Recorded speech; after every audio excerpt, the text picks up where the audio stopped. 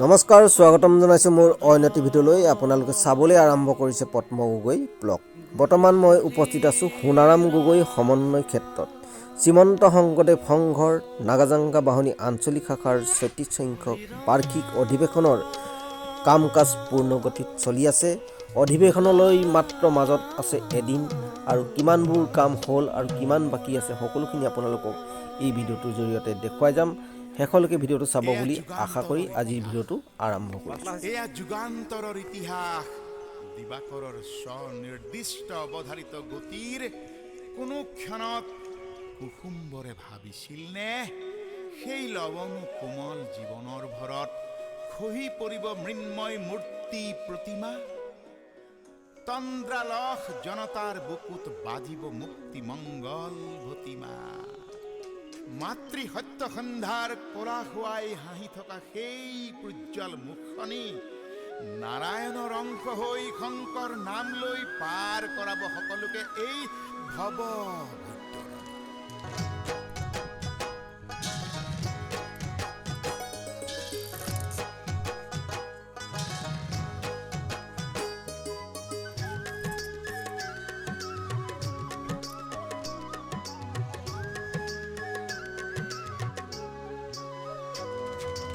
কালৰ ভ্ৰুকুটিত তিৰ্যক চকুৰে চাই কোনে বান্ধে নজহা ভেটি সূতা কলা হল বিদাৰি কোনেনো আমাক শুনালে সুধাৰ বাণী এটি আন্ধাৰত তুমি হলাৰে জ্যোতি বলুকাৰ তুমি জীপাল সুতি আন্ধাৰত তুমি হলাৰে জ্যোতি বলুকাৰ তুমি জীপাল সুতি যাওঁতি যোগীয়া সোণালী বাটৰ পথদ্ৰষ্টা তুমি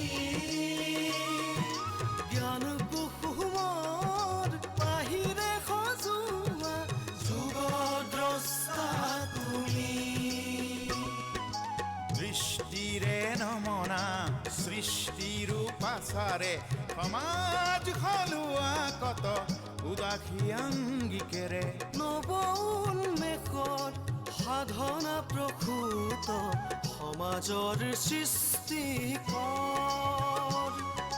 তুমি গুৰু অভিলাষী সৰ্বগুণাকৰ তুমি এই পৰম গুৰু শ্ৰীমন্ত শংকৰ শ্ৰীমন্ত আৰু এয়া ৰূপান্তৰৰ ইতিহাস। থাকিব খুজিলে অৰুন্ধতী কায়া